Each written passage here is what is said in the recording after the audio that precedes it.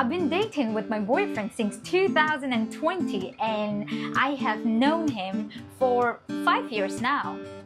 This sentence နှစ်ကြောင်းလုံးရဲ့ action တွေကအတိတ်မှာစခဲ့တာချင်းလဲအတူတူပဲအခုလက်ရှိဖြစ်နေသေးတာချင်းလဲအတူတူပဲဒါပေမဲ့ပထမ sentence မှာဘာလို့ present perfect continuous ကိုသုံးထားပြီးတော့ဒုတိယ sentence မှာကျတော့ present perfect ကိုသုံးထားတယ်လေဒီနေ့ video clip မှာဒီ present perfect continuous နဲ့ present perfect ရဲ့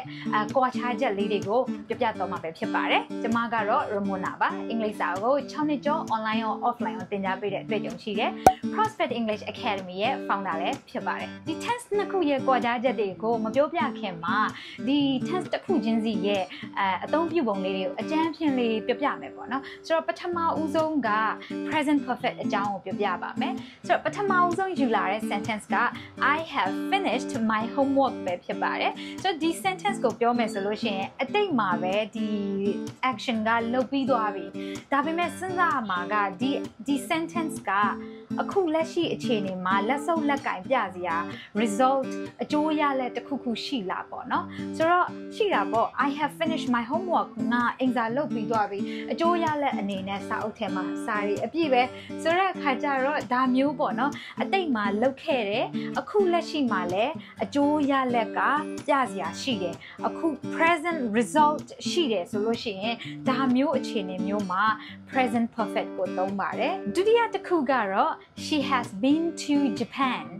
ဒါကြတော့ဘဝရဲ့အတွေ့အကြုံအနေနဲ့သုံးထားတာကိုဘဝရဲ့လှုပ်ဖူးတဲ့စားဖူးတဲ့သွားဖူးတဲ့ရောက်ဖူးတဲ့အဲ့လိုအတွေ့အကြုံတွေအကြောင်းကိုပြပြတဲ့အခါမှာလဲ present perfect ကိုသုံးပါတယ်ဆိုတော့ she has been to Japan အဲ့လိုလေးတွေသုံးလို့ရပါတယ်အဲ့တော့အခုအသုံးအနှုန်းလေးတွေသိသွားပြီဆိုတော့ formula ကိုတစ်ချက်ကြည့်မယ်ပထမဦးဆုံး subject လာမယ်ပေါ့နော် subject ဆိုတော့ I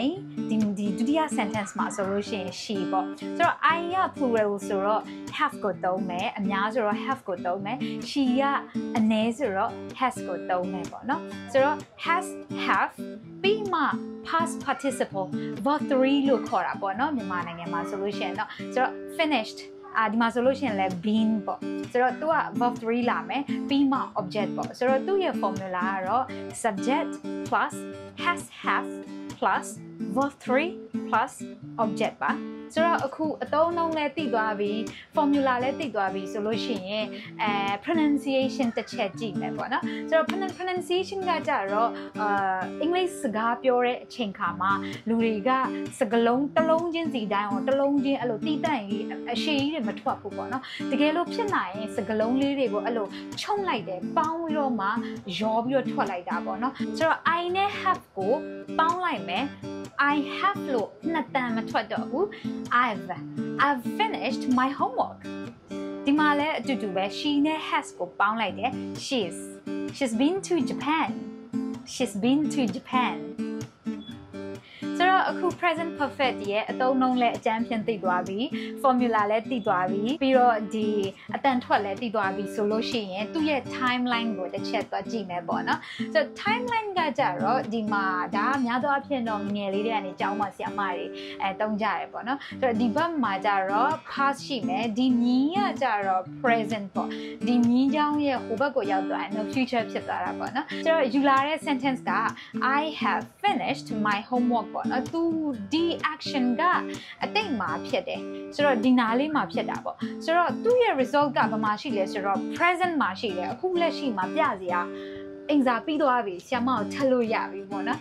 ဒီလိုမျိုးအတိတ်မှာဖြစ်တယ်action ကလည်းပြီးသွားပြီဒါပေမဲ့အခုလက်ရှိ present မှာပြစရာ result အကျိုးရလည်းရှိရဆိုလို့ရှိရင် present perfect ကိုသုံးပါတယ်ဆိုတော့ present perfect ပြီးသွားပြီဆိုတော့ present perfect continuous tense ကိုတစ်ချက်ကြည့်မယ်ပေါ့နော်ဆိုတော့ဒီယူလာတဲ့ sentence က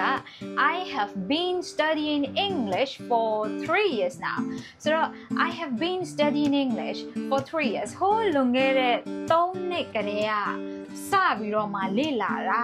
အခုချိန်ထိလေ့လာနေတုန်းပဲ for 3 years 3နှစ်ရှိသွားပြီဆိုတော့ဒီဟာကကြတော့အတိတ်မှာစတယ်တစ်ဆက်သေးလောက်တယ်အခုချိန်ထိလုံနေတုန်းပဲ ပြန်ပြောမယ်နော် action တစ်ခုကအတိတ်မှာစတယ်တစ်ဆက်တည်းတောက်လျှောက်လုပ်တယ်အခုချိန်ထိလုပ်နေတော့မယ်အခုချိန်ထိအင်္ဂလိပ်စကားကိုလေ့လာနေတော့မယ်ဆိုတဲ့အခြေအနေမျိုးမှာ present perfect continuous tense ကိုသုံးပါတယ်ဆိုတော့သူ့ရဲ့ formula ကကြတော့ထုံးစံအတိုင်းပဲ sentence တွေကတော့ subject နဲ့စမယ်ခုနအတိုင်းပဲ subject ကအများဆိုရင် have သုံးမယ် subject ကအနည်းဆိုလို့ရှိရင်တော့ has သုံးမယ်ပေါ့နော်ဆိုတော့ပြီးရင်သူ့မှာ been ဆိုတဲ့အရာလေးပါလာမယ်ပြီးတော့နောက်က main verb ကို ing form နဲ့ထည့်ပြီးတော့မှရေးပါတယ်ပြီးမှ object လာမယ်ပြီးမှနောက်ကထပ်ပြီးတော့မှဖြည့်စရာရှိတဲ့အရာလေးတွေထပ်ဖြည့်တာပေါ့ဆိုတော့ present perfect continuous ရဲ့ usage ကိုလည်းသိသွားပြီ formula ကိုလည်းသိသွားပြီဆိုတော့ခုနအတိုင်းပဲ pronunciation ကိုတွားကြည့်မယ်ပေါ့နော် pronunciation ကခုနအတိုင်းပဲအင်္ဂလိပ်စကားကရရင်ရတဲ့လောက်အတန်ကိုခြုံပြီးတော့မှသူတို့ထုတ်တာပေါ့နော်ဆိုတော့ I have လို့ထွက်မဲ့အစား I've been တစ်ဆက်တည်းထွက်လိုက်လို့ရှိရင် I've been studying English for 3 years I've been studying English for 3 years အဲ့တော့ဒီ tense ကိုပို့ပြီးတော့မှရှင်းရှင်းလင်းလင်းသိသွားအောင် timeline လေးနဲ့ပြမယ်ပေါ့နော်ခုနအတိုင်းပဲဒီမြင်းချောင်းရဲ့ဒီဘက်မှာ past ရှိမယ်ဒီမြင်းချောင်းရဲ့ဒီဘက်မှာကျတော့ future ရှိမယ်ဒီကကျတော့ present ပေါ့နော်ဆိုတော့ I have been studying ဆိုတော့ action တစ်ခုကအတိတ်မှာစပြီးတော့လုပ်တယ်ဘယ်အထိလုပ်လဲဆိုတော့တစ်ဆက်တည်းလုပ်လာလိုက်တာအခုချိန်ထိပဲဆိုတော့ဒီအခြေအနေမျိုးမှာ present perfect continuous tense ကိုသုံးပါတယ်ကဲအခုလိုချင်တဲ့ point ကိုရောက်လာပြီ present perfect continuous နဲ့ present perfect ဘာကွာလဲပေါ့နော် I've been dating with my boyfriend since 2020 ဆိုတော့ဒီ sentence ကအတိတ်မှာစတယ်အခုချိန်ထိတွဲနေတော့မယ်2020မှာစပြီးတော့တွဲတာအခုချိန်ထိတွဲနေတော့မယ်Number 2 sentence က I've known him for 5 years 2020ကတည်းကနေသူ့ကိုသိလာတာအခုချိန်ထိဆိုရင်9နှစ်ရှိပြီဒီဟာကလည်းအတိတ်မှာစတယ်အခုချိန်ထိဖြစ်နေတော့ပဲဆိုတော့မေကွန်းကနှစ်ခုလုံးကအတိတ်မှာစတာချင်းလဲတူတယ်အခုချိန်ထိဖြစ်နေသေးတာချင်းလဲတူတယ်ဒါပေမဲ့ပထမတစ်ခုကို present perfect continuous နဲ့သုံးထားပြီးတော့ဒုတိယတစ်ခုကို present perfect နဲ့ဘာလို့သုံးလဲပေါ့နော်ကဲစဉ်းစားမယ် hints လေးပေးပါမယ်ဒီ dating ဆိုတဲ့ verb နဲ့ know ဆိုတဲ့ verb ကိုတစ်ချက်ကြည့်ကြည့်ဘာသတိထားမိလဲမသိဘူး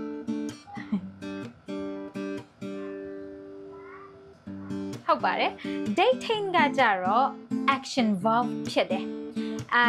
date လုပ်တယ်ဆိုလို့ရှိရင် action လေးတွေပါတယ်သွားတယ်လာတယ်စားတယ်date လုပ်တယ်လို့ပြောလို့ရှိရင် action ရှိတယ်ဒါပေမဲ့ no ကကြတော့ action verb မဟုတ်ဘူး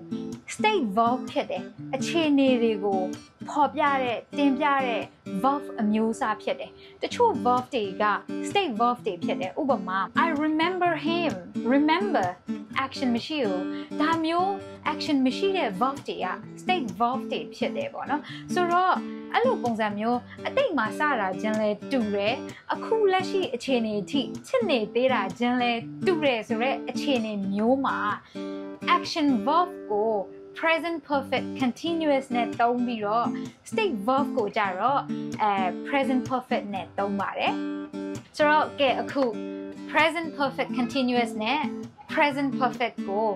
ကိုယ်ပြပြသိသွားပြီဆိုလို့ရှိရင် quiz လေးလုပ်ကြည့်ကြမယ်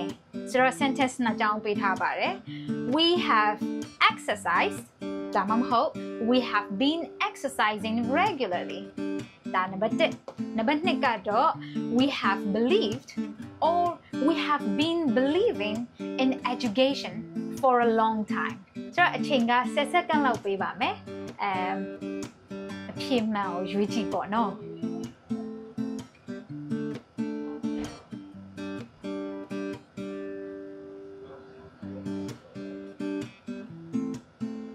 ဟုတ်ပါတယ်ဆိုတော့ပထမတစ်ကြောင်းမှာ we have been exercising ဆိုတာကမှန်ပါမယ် exercise ကလေ့ကျင့်ခန်းတွေလုပ်တယ်ဆိုရင်ကိုယ်လည်းလှုပ်ရှားတဲ့ action ပါတယ်ဆိုတော့သူ့ကိုpresent perfect continuous နဲ့သုံးတာပိုကောင်းပါတယ်ဒုတိယတစ်ကြောင်းကကြတော့ belief ကယုံကြည်ရဆိုတာ action ပြစရာဘာမှမရှိဘူး state verb ဖြစ်တယ်ဆိုတော့ we have believed in education for a long time ပညာရေးကိုယုံကြည်တယ်ဆိုတော့ believed state verb မို့လို့ present perfect နဲ့သုံးပါတယ်ကဲအဲ့ဆိုလို့ရှိရင်ဒီ tense နှစ်ခုရဲ့အသုံးအနှုန်းကွာခြားပုံလေးတွေကိုသိသွားပြီလို့မျှော်လင့်ပါတယ်ဒါနဲ့စကားမဆက်ပေါ့နော်I've been dating with my boyfriend since 2020 example တက်ပဲဖြစ်ပါတယ်တော့ကြာနေပိုင်ရဆိုင်ရလေးတွေနဲ့ကင်ပေါက်မှာဆိုလို့ကြောက်တယ်လို့ example တက်ပဲဖြစ်ပါတယ်ကဲဒီနေ့ဗီဒီယို clip မှာတခုခုသင်ယူခဲ့ရမိမယ်လို့မျှော်လင့်ပါတယ်ဒီ channel လေးကိုလည်း like and subscribe လုပ်ပြီးတော့ဒီဗီဒီယိုကတကယ်လို့တငယ်ချင်းတယောက်ယောက်အတွက်အကျိုးရှိမယ်ဆိုလို့ရှိရင်လည်း share လုပ်ပေးဖို့မျှော်လင့်ပါတယ်အားလုံးကိုကျေးဇူးအများကြီးတင်ပါတယ် have a great day and bye bye